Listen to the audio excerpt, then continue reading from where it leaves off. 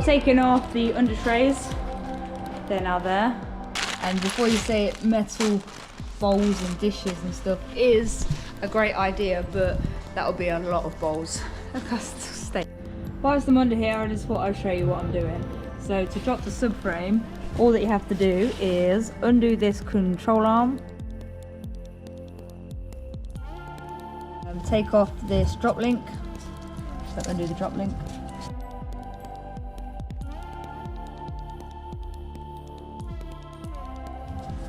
We have also got to do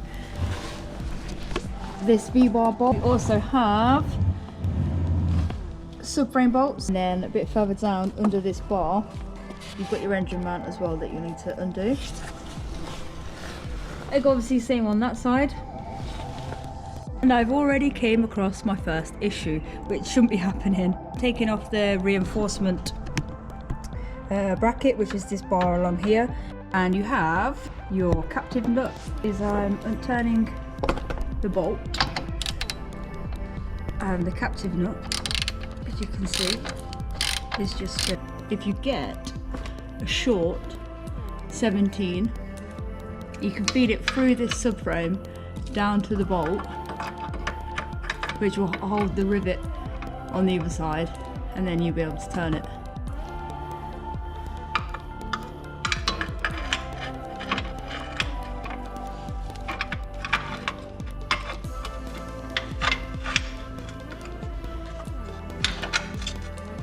It's ridiculously fiddly.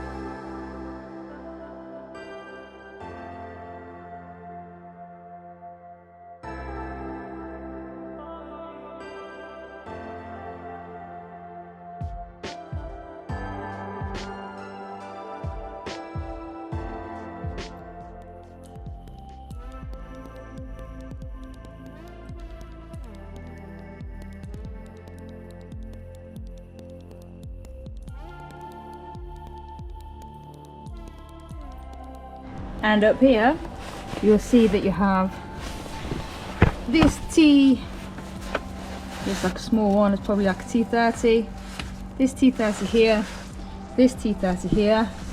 It's just holding on a coolant hose, but it's plastic, so when you drop the subframe, you don't want to keep that attached there, you need to undo it.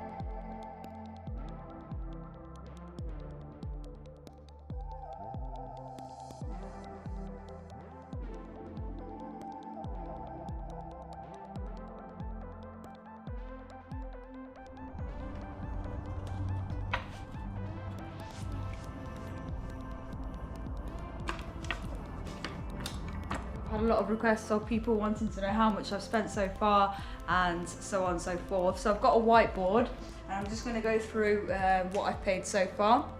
So I bought the car for 400. The timing kit in total plus VAT was 105. I've got the rear differential, I picked that up for £70. Oil gasket was 32 and valve cover gasket was 28. So at the bottom we'll make a total, but there is still the rear shocks to add when we buy them. There's a cooling pipe that I need to replace, so we'll add that to the costs as well. But totaling it up so far, it is 635 to be continued. Which is actually, it's not quite as bad as I thought it would be. Now I've wrote it down actually. £635 for a 2007 car with a new timing chain. It's pretty decent. So yeah, everything else we'll add it on as we go along, and then we'll have a final total, and if I sell it we'll see how much profit we made, or hopefully we'll make it. But yeah, so I hope you guys enjoyed this part. Okay, we're back doing the timing chain. So what I've done so far is, well, you know from the previous video, but since then I've taken out the spark plug tubes and the spark plugs. I'm now looking for top dead center on cylinder 1, so let me show you how I figured out how to do it. So my way of doing it is I've got like a long tube. I put it down the hole of cylinder 1, just like that, and I hold it at the end. As I'm turning this crank pulley down here of the shaft, see it's gone down. It's gone really down now. And now to find it up, it will come up until it can't go up anymore. I've gone past it now.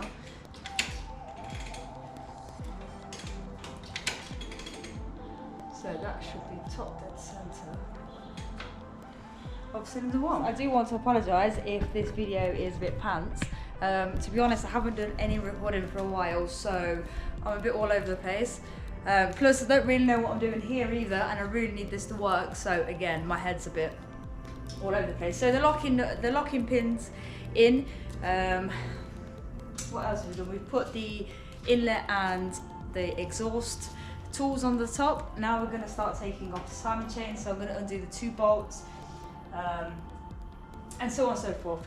And yeah, so again, sorry if the video is pants, but fingers crossed we're doing it right, and yeah, we'll go from there. So, mwah!